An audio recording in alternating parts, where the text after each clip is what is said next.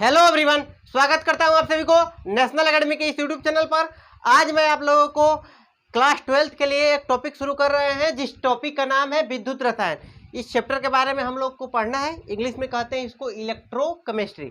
ये 12th class का तीसरा चैप्टर है, जिसको हम लोग आज से शुरू कर रहे हैं, पहला लेक्चर से। ठीक है, तो आप लोगों को अगर वीडियो पसंद आएगा तो लाइक करिए और ज़्यादा से ज़्यादा लोगों को शेयर भी करिए।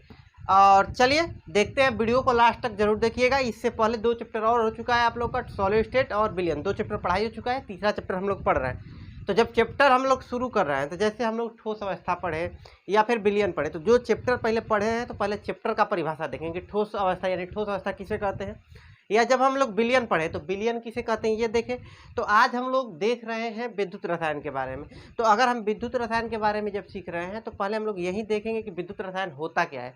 तो देखिए, विद्युत रसायन की अगर बात करेंगे तो यह क्या है, रसायन विज्ञान की एक शाखा यानी कि केमिस्ट्री का ही ब्रांच है। मतलब केमिस्ट्री के अंतर्गत ही इसको पढ़ना होता है, जिसमें हम लोग को पढ़ना क्या होता है कि जो रासायनिक अभिक्रियाएँ होती हैं, वैसी रासायनिक अभिक्रियाओं को अध्ययन करना होता है, जिसमें विद्युत धारा प्रवाहित करने के फलस्वरूप घटित होती है। यानी कि विद्युत धारा को बनाने में अगर कोई केमिकल होता है, किस प्रकार से अगर कोई विद्युत धारा बन रही है, उसमें रासायनिक अभिक्रिया कौन कौन सी होती है, इस सब के बारे में जो पढ़ने वाला अध्ययन होता है, इसी को क्या कहा जाता है, विद्युत रसायन। यानी जितना ये सब बैटरी वैटरी वगैरह सब बन रहा है, तो ये सब किसका देन होता है, ये सब इलेक्ट्रोकेमिस्ट्री का। जैसे कि आजकल के ज़माना में अभी पेट्रोल का दाम, डीजल का दाम बढ़ते जा रहा है, तो जो व्हीकल्स है, जितने भी वाहन, गाड़ी होगा, बाइक होगा या ट्रक, जो भी जितने भी वाहन होंगे, सब धीरे धीरे इलेक्ट्रिक हो रहे हैं। और जो इलेक्ट्रिक हो रहे हैं तो उसमें जनरेटर तो लग नहीं रहा है, उसमें लग रहे हैं बैटरी, जिसके अंदर में केमिकल होते हैं जो रासायनिक अभिक्रिया करते हैं।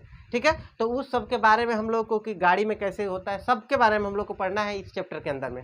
ठीक है, तो जो भी इसमें विद्युत रसायन में जो जहाँ पर रासायनिक अभिक्रिया होती है, तो वो इसमें मेन चीज़ जो पढ़ना होता है, हम लोग को सेल पढ़ना होता है। ठीक है, तो सेल होता क्या है, द सेल वह पात्र विद्युत ऊर्जा को किस ऊर्जा में बदलता है, रासायनिक ऊर्जा में। यानी कि जितने वो एक प्रकार का पात्र हो गया, जैसे कि ये हो गया, ये सब क्या है, एक प्रकार के सेल हैं। और इसका काम क्या होता है कि ये विद्युत ऊर्जा को रासायनिक ऊर्जा में बदले, या फिर रासायनिक ऊर्जा को किस ऊर्जा में बदलता है, विद्युत ऊर्जा में। इसी को क्या कहा जाता है, सेल कहा जाता है। और लेकिन सेल का जो मेन काम होता है वो यही होता है कि रासायनिक ऊर्जा को किस ऊर्जा में बदले, विद्युत ऊर्जा। मेन सेल का कार्य यही होता है। जैसे कि ये एक प्रकार का सेल है, लिथियम आयन सेल है, जितना कि जैसे कि लैपटॉप का बैटरी हो गया, या फिर मोबाइल के बैटरी में भी लिथियम आयन बैटरी इस तरह का लगता है, या लैपटॉप का बैटरी हो गया, जो गाड़ी वाड़ी नया बन रहा है उसमें भी लिथियम आयन ही बैटरी होती है।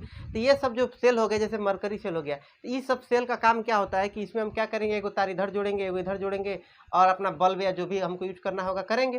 तो इसमें होता क्या है कि इसके अंदर में रासायनिक अभिक्रिया होती है, और यह रासायनिक अभिक्रिया किस ऊर्जा में बदलती है, विद्युत ऊर्जा में। तो सेल का मेन जो काम होता है यही कि रासायनिक अंदर के केमिकल के ऊर्जा को किस ऊर्जा में बदलना, विद्युत ऊर्जा में बदलना। ये होता है सेल का कार्य। समझ में आया। इसके अलावा जो सेल होता है, सेल ऐसा तो है नहीं कि हमेशा वह क्या करेगा, अपने अंदर के केमिकल को अभिक्रिया करके विद्युत उत्पन्न करेगा। ऐसा हमेशा नहीं होगा। एक समय ऐसा आएगा कि जब इसका ऊर्जा खत्म होगा, तब फिर हमको क्या करना पड़ेगा, इसको चार्ज करना पड़ेगा ना।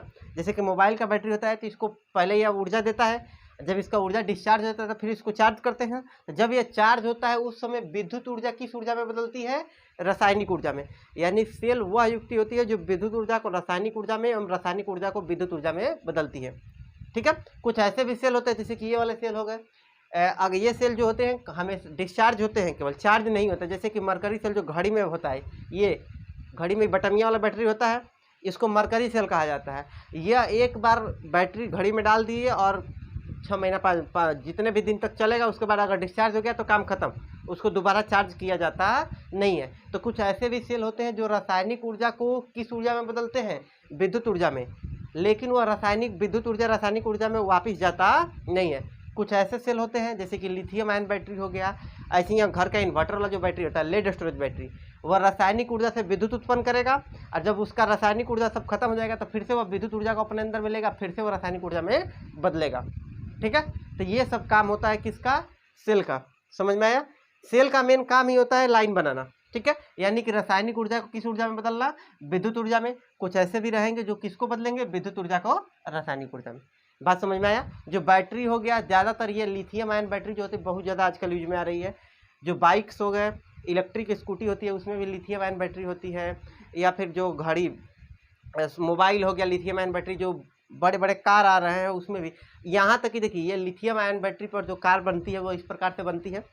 इसमें होता क्या है, जो पहले जो गाड़ी होते थे, पहले जो गाड़ी होता था, जो अभी भी मतलब कि चलता है डीजल वाला, डीजल इंजन की गाड़ी या पेट्रोल इंजन का, तो उसमें जो इंजन होता है आगे वाला हिस्सा में रखा जाता था। ठीक है, इससे होता क्या था, एक तो ये तो सबसे मतलब कि इम्पोर्टेंट है कि वह हमको जो अभी इलेक्ट्रिक व्हीकल जो होंगे, जो पेट्रोल डीजल वाली गाड़ी होती है उससे प्रदूषण ज़्यादा होता है, लेकिन इलेक्ट्रिक व्हीकल से उतना प्रदूषण होगा नहीं।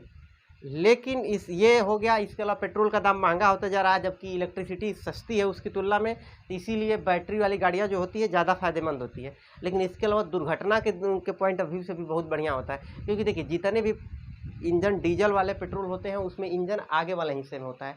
अगर आगे वाले हिस्से में अगर इंजन रहेगा, तो अगर सामने से कोई गाड़ी आके टक्कर मारेगी, तो अगर इंजन है तो ज़्यादा जिधर इंजन होगा गाड़ी का पूरा भार उधर की तरफ ही होगा।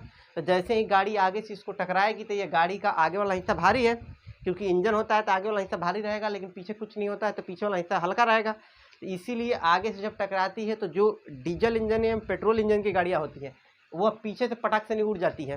तो इसमें दुर्घटना बड़ी तेज़ होता है कि जो डीजल वाली गाड़ियाँ होंगी टकराएंगी तो उसके बाद उड़ जाती हैं, पीछे की तरफ से उड़ जाएंगी, क्योंकि पीछे की तरफ हल्का रहता है। लेकिन जो इलेक्ट्रिक व्हीकल है, इलेक्ट्रिक व्हीकल में मोटर लगा होता है आगे की तरफ, और जितना ही पीछे वाला प्लेट होता है, पूरा का पूरा पैनल जहाँ पर सीट पर आदमी बैठते हैं उसके नीचे वो पूरा का पूरा बैटरी का जाल बिछा होता है आगे से लेकर पीछे तक। इसके कारण से गाड़ी का जो वजन होता है वो बैलेंस होता है, आगे की तरफ भी उतना ही वजन रहेगा और पीछे की तरफ भी। और वजन बैलेंस होने के कारण जब दुर्घटना होता है तो ये गाड़ी जो होती है तुलना में कम उड़ती है, इससे दुर्घटना कम होता है। ठीक है, तो ये गाड़ियाँ जो होती है दुर्घटना के भी पॉइंट ऑफ व्यू से अच्छी होती है। इसमें जो बैटरी होता है ये पूरा का पूरा नीचे वाला जो पैनल होता है जिस पे आदमी बैठते हैं वो नीचे वाले पैनल में बैटरी लगाया जाता है, ताकि भार जो होगा बैटरी गाड़ी का बैलेंस रहेगा। ठीक है, तो ये सब जो होती है इलेक्ट्रिक व्हीकल में होता है। हम लोग इसमें सेल के बारे में पढ़ रहे हैं, तो सेल के बारे में ही आगे सीखते हैं कि सेल कितने प्रकार के होते हैं। सेल तो जान गए कि सेल क्या होता है। तो सेल जो होता है रासायनिक ऊर्जा को विद्युत ऊर्जा में बदलेगा, या फिर विद्युत ऊर्जा को रासायनिक ऊर्जा को विद्युत ऊर्जा में, या विद्युत ऊर्जा को रासायनिक ऊर्जा में, रिवर्स में भी दोनों तरफ। अब हम अगर बात करेंगे सेल के प्रकार की, तो सेल जो होता है कितने प्रकार के होगा, तो सेल दो प्रकार का होगा। एक को बोलेंगे वैद्युत रासायनिक सेल और एक को बोलेंगे वैद्युत अपघटनी सेल। ठीक है, रासायनिक सेल यानी इलेक्ट्रो रासायनिक होगा यानी केमिकल सेल, और वैद्युत अपघटनी यानी इलेक्ट्रोलाइटिक सेल। ठीक है, इलेक्ट्रोलाइटिक सेल या फिर इलेक्ट्रोकेमिकल सेल। इसको वैद्युत रासायनिक सेल को गैल्वेनिक सेल या वोल्टेज सेल के भी नाम से जानते हैं। होता क्या है कि बैटरी, सेम बैटरी जो होगा दो तरह से बिहेव करेगी। जैसे कि मोबाइल में जो बैटरी होती है, तो एक समय ऐसा सिचुएशन होता है जब हम मोबाइल से काम कर रहे होते हैं, यानी मोबाइल में फिल्म देख रहे हैं, गाना देख रहे हैं या पढ़ रहे हैं, कुछ भी कर रहे हैं, तो जब हम मोबाइल में कुछ देख रहे होते हैं उस समय वो बैटरी जो होती है डिस्चार्ज हो रही होती है, यानी बैटरी अपना ऊर्जा जो है विद्युत ऊर्जा में बदल रही है, खत्म हो रही है बैटरी का पावर। ठीक है, ये एक समय ऐसा आता है जब वो पावर खत्म हो जाता है, यानी कि जब वो क्या करती है अपने अंदर ऊर्जा जब खत्म हो जाएगा तो वह ऊर्जा बाहर से अंदर की तरफ लेगा। तो यानी कि रासायनिक, वैद्युत रासायनिक सेल किसे कहेंगे, जब यह रासायनिक ऊर्जा को जब विद्युत धारा जब उत्पन्न करेगी तो रासायनिक सेल, और जब यह विद्युत ऊर्जा लेगी अपने अंदर में तब जाके इसको क्या बोलते हैं, वैद्युत अपघटनी सेल। समझ में आया? यानी कि बैटरी जो है चार्ज भी होती है और डिस्चार्ज भी होती है। डिस्चार्ज करने का मतलब उसका यूज कर रहे हैं, तो जब वो डिस्चार्ज होती है तो उसको वैद्युत अपघटनीय सेल कहते हैं, और बैटरी जब चार्ज हो रही होती है तो उसको क्या कहते हैं, वैद्युत अपघटनीय सेल। उसी सेल को, सेम सेल बदलता नहीं है, उसी सेल को, जैसे लिथियम आयन सेल को ही जो आपके मोबाइल की बैटरी है, उसी बैटरी को एक समय वैद्युत रासायनिक सेल कहेंगे। कब? जब वह विद्युत धारा को क्या कर रही है, उत्पन्न कर रही है। ठीक है, जब उसका फंक्शन बदल गया, जब वो विद्युत धारा उत्पन्न कर रही है तो वह काम जो कर रही है किसकी तरह कर रही है, वैद्युत रासायनिक सेल। और जब वही सेल विद्युत धारा लेने लगी तब जाके उसको क्या बोलेंगे, वैद्युत अपघटनीय सेल, क्योंकि उसका फंक्शन बदल गया ना, इसलिए उसका नाम भी बदल जाता है। अगर परिभाषा के तौर पर देखेंगे कि विद्युत रासायनिक सेल किसे कहते हैं, तो वह सेल जो रासायनिक ऊर्जा को किस ऊर्जा में बदलती है, विद्युत ऊर्जा में बदलती है, तो उसी को क्या कहते हैं, वैद्युत रासायनिक सेल। और जितने भी सेल होंगे, सेल बनाया ही इसीलिए जाता है ताकि क्या करे, वह रासायनिक ऊर्जा को किस ऊर्जा में बदले, विद्युत ऊर्जा में। अगर वह रासायनिक ऊर्जा को विद्युत ऊर्जा में न बदले, यानी लाइनें नहीं अगर बना रही है, तो बैटरी कौन है काम का। ठीक है, तो बैटरी का होना मतलब कि वह किस ऊर्जा को उत्पन्न करना, विद्युत ऊर्जा को उत्पन्न करना। ठीक है। जैसे मोबाइल का बैटरी हो गया लिथियम आयन बैटरी, या घड़ी में का बटन वाला mercury battery, lead storage battery, जो इन्वर्टर वाली बड़की बैटरी होती है उसको लेड स्टोरेज बैटरी कहते हैं। तो अलग अलग जितने भी सेल होंगे वह पक्का से विद्युत रासायनिक सेल होंगे ही होंगे, ठीक है। यानी वह क्या करेंगे, रासायनिक ऊर्जा को विद्युत ऊर्जा में बदलेंगे। ये इसका तो बेसिक काम है, समझ में आ गया। चलिए आगे देखते हैं। आगे हमारे पास में है वैद्युत अपघटनीय सेल। वैद्युत अपघटनीय सेल कब कहेंगे, वह सेल जो क्या करे, विद्युत ऊर्जा को किस ऊर्जा में बदल दे, रासायनिक ऊर्जा में बदले। तो जब यह विद्युत ऊर्जा को रासायनिक ऊर्जा में बदलता है तो इसी को क्या कहते हैं, वैद्युत अपघटनीय सेल। यानी जब बैटरी जब चार्ज हो रही होती है तब जाके उसी सेल को वैद्युत अपघटनीय सेल कहेंगे। जैसे लेड स्टोरेज बैटरी या लिथियम आयन बैटरी, जो मोबाइल में यूज होता है लिथियम आयन बैटरी होता है। ये जो बैटरी होती है पहले यूज हुआ, यूज करते करते ख़त्म हो गया। जब बैटरी ख़त्म हो गया तो उसको चार्ज करेंगे। तो चार्ज करते समय वही बैटरी जो होगी वैद्युत अपघटनीय सेल होगी, ठीक है। समझ में आ गया बात ना। अब हम लोग चलते हैं गैल्वेनिक सेल। गैल्वेनिक सेल पहले ही बोले कि वैद्युत रासायनिक सेल ही गैल्वेनिक सेल होता है। यानी गैल्वेनिक सेल इसका नाम भी क्यों पड़ा, क्योंकि गैल्वेनिक ही पहले सेल के बारे में बताए थे, इसीलिए इनका नाम पड़ा था गैल्वेनिक। आगे हम लोग पढ़ेंगे सेल के इतिहास में कि गैल्वेनिक सेल वह युक्ति होती है जिसके द्वारा क्या किया जाता है, रासायनिक ऊर्जा को किस ऊर्जा में बदला जाता है, विद्युत ऊर्जा में। तो जब रासायनिक ऊर्जा को विद्युत ऊर्जा में बदला जाता है तो उस सेल को ही क्या कहा जाएगा, गैल्वेनिक सेल, ठीक है। कोई दिक्कत नहीं है ना। ये गैल्वेनिक सेल का फोटो है। गैल्वेनिक सेल ऐसा होता है, कोई दिक्कत नहीं है ना। तो गैल्वेनिक सेल को हम लोग देखते हैं कि गैल्वेनिक सेल का निर्माण कैसे होता है, उसका नाम क्या क्या पड़ता है। देखिए गैल्वेनिक सेल के लिए दो पात्र होते हैं। इस पात्र में इलेक्ट्रोलाइट रखा जाता है, ठीक है। यानी वैद्युत अपघटनीय विलयन। वैद्युत अपघटनीय विलयन का किसको कहेंगे, तोड़कर नाम देखिए, वैद्युत अपघटनीय विलयन। यानी विद्युत धारा अपघटन का मतलब ही होता है टूटना। तो जो क्या करे, विद्युत धारा को डालने पर वो टूट जाए, दो हिस्सों में टूट जाए, तो उसको कहेंगे वैद्युत अपघटनीय विलयन। जितने भी आयनिक विलयन होते हैं वो सभी वैद्युत अपघटनीय होते हैं। एक में हम रखते हैं CuSO4 को, ठीक है। और एक पात्र में वैद्युत अपघटनीय विलयन के तौर पर रखा जाता है ZnSO4 को। आगे चल के इसमें परिवर्तन भी लाएंगे। अभी के लिए हम रख रहे हैं गैल्वेनिक सेल जब बना रहे हैं, अलग अलग सेल अलग अलग तरह से होगा। तो जब गैल्वेनिक सेल बनेगा तो उस समय एक पात्र में वैद्युत अपघटनीय विलयन के रूप में CuSO4 को लिया जाएगा और एक पात्र में लिया जाएगा ZnSO4 को, ठीक है। इसके बाद इसमें दो इलेक्ट्रोड रखे जाएंगे। इलेक्ट्रोड जो होता है धातु की छड़ जो होती है जिसमें तार जोड़ा जाता है। जैसे कि हम लोग बैटरी जब बना रहे होते हैं तो बैटरी में प्लस माइनस होता है ना, तो वह प्लस और माइनस क्या होता है, एक प्रकार का इलेक्ट्रोड होता है जिसमें हम लोग तार जोड़ते हैं। बैटरी में तार जोड़ा जाता है ना, तभी ना कनेक्शन करके बाहर निकाला जाएगा। जैसे कि इस वाले में ही अगर फोटो में चले, ये एक प्रकार की बैटरी हम आपको दिखा रहे हैं। ये यहाँ पर ये सब बैटरी है। तो बैटरी में ये ऊपर वाला प्लस सिरा है तो यहाँ पर तार जोड़ा जाएगा, नीचे तार जोड़ा जाएगा। तो ये जो है इसी को क्या कहा जाता है, इलेक्ट्रोड कहा जाता है। जैसे कि ये बैटरी में ऊपर तार जोड़ा जाएगा, एक नीचे जोड़ा जाएगा, तो ये दोनों क्या हो गया, इलेक्ट्रोड हो गया। इसमें ऊपर ही रहता है नीचे रहता है, तो ये भी क्या हो गया, इलेक्ट्रोड हो गया। इसमें ऊपर की तरफ ही दोनों हिस्सा रहता है, तो ये क्या है, एक प्रकार का इलेक्ट्रोड है। इलेक्ट्रोड धातु की छड़ होती है जहाँ पर क्या किया जाता है, धन एवं ऋण टर्मिनल होता है, तार को जहाँ से जोड़कर बाहर निकाला जाता है, ठीक है। तो इलेक्ट्रोड के बारे में आप तो समझ ही गए होंगे। देखिए तो हम लोग यहाँ पर थे गैल्वेनिक सेल के निर्माण में कि दो अपघटनीय विलयन लिए थे, ZnSO4 और CuSO4। इसमें धातु की छड़ डाले हैं और इस धातु की छड़ को ही कहा जाता है इलेक्ट्रोड। और इलेक्ट्रोड में हम लोग किसका प्रयोग कर रहे हैं, तो एक इलेक्ट्रोड गैल्वेनिक सेल जब बनाया जाता है तो एक इलेक्ट्रोड प्रयोग किया जाता है कॉपर को, और एक इलेक्ट्रोड प्रयोग किया जाता है कौन से धातु का, जिंक धातु का, ठीक है। जिंक धातु का तार प्रयोग में लाए और किसको लाए, कॉपर को, ठीक है। अब इसको क्या किया जाएगा, अब प्लस और माइनस दोनों को जोड़ेंगे, ठीक है। तो जोड़ दिए। अब इसके पास जब जोड़ा जाएगा और इसमें लगाया जाता है लवण सेतु को। लवण सेतु के बारे में अगला क्लास में हम लोग देखेंगे, लवण सेतु क्या होता है, कैसे बनता है। तो अब इसमें जो होता है इस चीज़ को कहा क्या जाता है, लवण सेतु। लवण सेतु यानी अंग्रेजी में इसको कहेंगे, तो लवण को अंग्रेजी में कहा जाएगा साल्ट और सेतु को कहा जाता है ब्रिज, पुल। तो सॉल्ट ब्रिज बनाए हैं हम यहाँ पर। अब यहाँ पर हमारे पास में जिंक है और कॉपर है। जब तार से जोड़ेंगे तो जिंक अधिक क्रियाशील धातु होता है और कॉपर क्या है, कम क्रियाशील धातु। और अगर कम क्रियाशील धातु है तो धातु का गुण होता है कि वह इलेक्ट्रॉन को देगा, इसीलिए क्या करेगा, जिंक अधिक क्रियाशील धातु है तो कम क्रियाशील धातु को अपना इलेक्ट्रॉन देगा। तो Zn2+ में जाएगा और अपना कितना इलेक्ट्रॉन देगा, 2 इलेक्ट्रॉन। 2 इलेक्ट्रॉन जिंक से किधर की तरफ आएंगे, कॉपर की तरफ आएंगे, ठीक है। और कॉपर की तरफ आएगा, इस वाले टर्मिनल को कहा जाता है कैथोड, ठीक है, कैथोड। और इधर वाले टर्मिनल को कहा जाता है एनोड।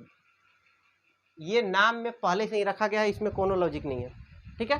तो जिंक वाले टर्मिनल को एनोड कहा जाता है। क्वेश्चन पूछता है गैल्वेनिक सेल में एनोड किस धातु का होता है, जिंक का, और गैल्वेनिक सेल में कैथोड किस धातु का होता है, कॉपर का। क्योंकि जिंक अधिक क्रियाशील धातु है, कॉपर कम क्रियाशील धातु है, इसीलिए इलेक्ट्रॉन जिंक का किसके पास आएगा, कॉपर के पास, क्योंकि अधिक क्रियाशील धातु अपना इलेक्ट्रॉन देते हैं। तो ये इलेक्ट्रॉन दिया तो इसीलिए आ गया कॉपर के पास। अब इलेक्ट्रॉन का प्रवाह किधर से किधर की तरफ हो रहा है अगर बात करेंगे, तो इलेक्ट्रॉन का गति जो हो रहा है किधर से किधर की तरफ हो रहा है, जिंक से किधर की तरफ हो रहा है, कॉपर की तरफ, यानी एनोड से कैथोड की तरफ। अब ये टर्मिनल में इलेक्ट्रॉन प्रवाह कर रहा है, तो देखिए आवेश के प्रवाह को, इलेक्ट्रॉन है तो उसके पास आवेश भी होगा, और आवेश के प्रवाह को ही क्या कहा जाता है, धारा कहा जाता है, यानी इससे क्या हो रहा है, धारा का भी प्रवाह हो रहा है। और धारा का प्रवाह जो होता है इलेक्ट्रॉन के प्रवाह के विपरीत दिशा में होता है। ये चीज़ भी आप लोग पढ़े होंगे कि धारा का प्रवाह इलेक्ट्रॉन के प्रवाह के विपरीत दिशा में, यानी इलेक्ट्रॉन जा रहा है जिंक से कॉपर की तरफ, तो जो धारा जाएगा वो किधर से किधर की तरफ जाएगा, कॉपर से जाएगा किधर की तरफ, जिंक की तरफ। यानी कि इलेक्ट्रॉन का प्रवाह का हो गया। अगर धारा को आई से दर्शाया जाता है करंट, तो इसके प्रवाह की दिशा क्या हो जाएगी, कॉपर से किधर की तरफ होगी, जिंक की तरफ होगी। समझ में आया बात कि धारा का प्रवाह की दिशा किधर से किधर की तरफ होती है, तो कॉपर से जिंक की तरफ। क्यों, क्योंकि धारा की प्रवाह की दिशा इलेक्ट्रॉन के प्रवाह की क्या होती है, विपरीत दिशा में होती है। समझ में आया। अब अगर ऐसा हुआ, इसके अलावा एक चीज़ और होता है, यानी कि ये तो क्लियर हो गया कि धारा कॉपर से जाएगा जिंक के पास, यानी कैथोड से किसके पास जाएगा, एनोड के पास। अब धारा अगर इधर से इधर जा रहा है, तो धारा को लेकर एक चीज़ और बताया गया है कि धारा उच्च विभव से किधर की तरफ जाती है, निम्न विभव की तरफ। ये भी सीखे होंगे। अगर उच्च विभव से निम्न विभव की तरफ जाएगी, यानी उच्च विभव यानी कि किधर किधर से, प्लस से किधर की तरफ जाती है, माइनस की तरफ। कंफ्यूज नहीं होना है, ठीक है। यानी कैथोड के पास प्लस होता है और ये किसका बना होता है, कॉपर का।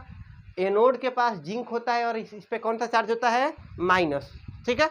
यहाँ से धारा जो होगी कॉपर से निकल के जाएगी जिंक के पास, क्योंकि जिंक से इलेक्ट्रॉन आ रहा है किसके पास में, कॉपर के पास में। लवण सेतु जो होता है ये किसका बना होता है, अगर KCl का बना होता है, ठीक है। तो इसके बारे में हम लोग अगले क्लास में भी डिस्कस करेंगे। अभी के लिए इस वीडियो को एक बार और देख लीजिएगा, खास करके गैल्वेनिक सेल का निर्माण को, इससे ऑब्जेक्टिव क्वेश्चन पूछे जाते हैं, ठीक है।